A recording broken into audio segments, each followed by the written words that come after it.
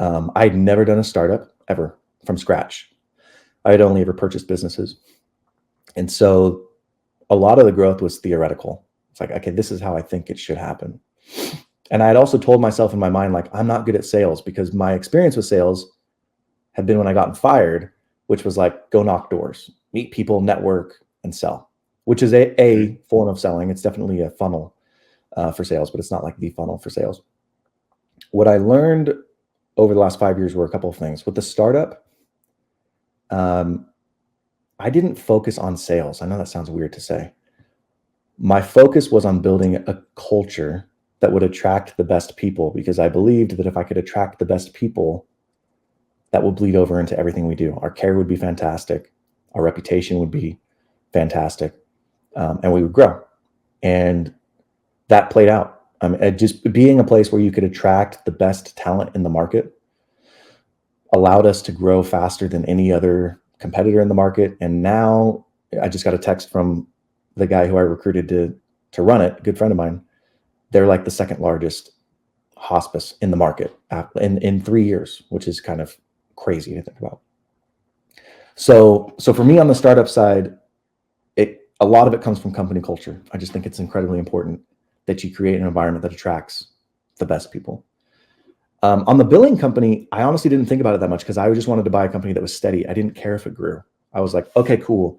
It's got steady cash flows. Even if we grow at like the pace of inflation every single year, I'm happy with that. I didn't really think about it. Now, especially over the last year, what I've come to realize is, and there's a saying for this, first-time founders focus on product, second-time founders focus on distribution. Now I'm realizing like how important distribution is. Doesn't matter how good your product is if you don't have an opportunity for distribution. Now, with hospice and home health, I'm in patients' homes. I'm in those care settings. So like that was a distribution mechanism. They were seeing my clinicians. They were seeing my team. They knew that we were good. And it was inadvertently good marketing. Luck on my part. It wasn't any foresight. It just was good marketing. On the medical billing side, we're in a back office. So like that doesn't work. Just because you have a great team, it doesn't really work. And so like my mindset has really changed now to figuring out what your distribution looks like. That's why I'm leaning so heavy into content. I think building an audience is incredibly important. I think understanding your product audience fit is incredibly important. But I also think you need to identify in your business, where do your customers come from? How do they find out about your business? And then double down on that area. You don't need to reinvent the wheel. You just need to double down on it. So it's a very long-winded answer to say, I think it's different by every business, but the mechanics of figuring out where they're coming from and then the next step of acting is fairly similar across all businesses. Like you can find that out fairly quickly in order to make a marketing or a business development plan. It's huge. Distribution is massive. And I think that it's been a point of, I don't want to say frustration, but like in my energy world in the business we had, and we still have, I'm still part of it, even though we sold it. It's like the TAM is big. There's a lot of potential clients, but the number of clients is, in the hundreds and that. It's like maybe like before we got into the tech side of it, it was maybe hundreds of companies that could potentially use our services. Once we got into the tech side, that expanded to thousands of companies, but it's still just like oil and gas companies in the US. You know what I mean? There's not that many. Yeah. So it's like you could build like the biggest, podcast and the other thing too is it's all like B2C in that industry. So it's like, and a lot of it is there's these really complex dynamics on whether someone will make a purchase or not of the service or product that you're providing. And so I've always been like really enjoying the content stuff and I see the power in it.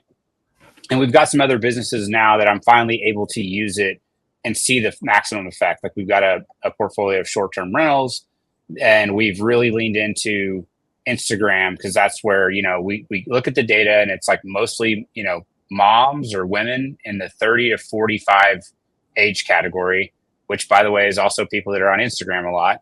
Yeah. And so we've grown our Instagram to around 30,000 followers, and we really didn't start till this year. We had one, but we didn't get serious about it until kind of the beginning of this year. And so that growth has been mostly this year. And we're seeing huge dividends from that. Like we're seeing direct bookings and people visiting our site. The numbers are all crazy. But to your point, like every industry I think is different on how you gain that distribution. And then you have to think about what are the acquisition costs, and then how do you tailor this? And it's almost like part of, should I do this business or not? Like, it's like one thing if you can make profit, but then it's like, how hard is it going to be to make those sales? Like, can you build a machine that creates those sales for you? And in some industries, it's just harder than others. Yeah. And I don't think that building an audience translates to every business. Like you're saying, home health and hospice, just because I have an audience, like I'm not going to get a bunch of referrals for home health and hospice patients. Right. You're just not. And that's okay. Like, I don't think an audience is the silver bullet for every and all businesses, but I think there are specific businesses that are media accelerated. I think that makes a lot of sense. And so now I look at, okay, what can I do that is media accelerated? Whereas in the past, I wasn't doing media accelerated, but the same thought process needs to exist. Okay, home health and hospice, where are the patients coming from? It's very easy to do that analysis. They're coming from some care setting where a physician has seen them and qualified them. It's either the hospital, an acute setting like a skilled nursing facility, where they live in an assisted living facility, or their physician. So it's like, okay, cool. Now I know the 4 distribution channels. Those are the ones I got to go and hit. How do I market to them? They're not really online, so I got to hire marketers. Cool. I'm going to have marketers go out and knock doors. Like, it's the same thought process, right? It's as simple as saying, where are the fish? I'm going to fish there.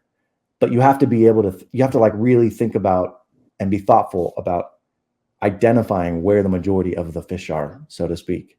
Because if you're not, if I'm just paying a bunch of Google ads for hospice patients and I'm spending 10 grand a month, I'm going to be frustrated that I'm not getting any patients. And I'm going to think, well, what the heck?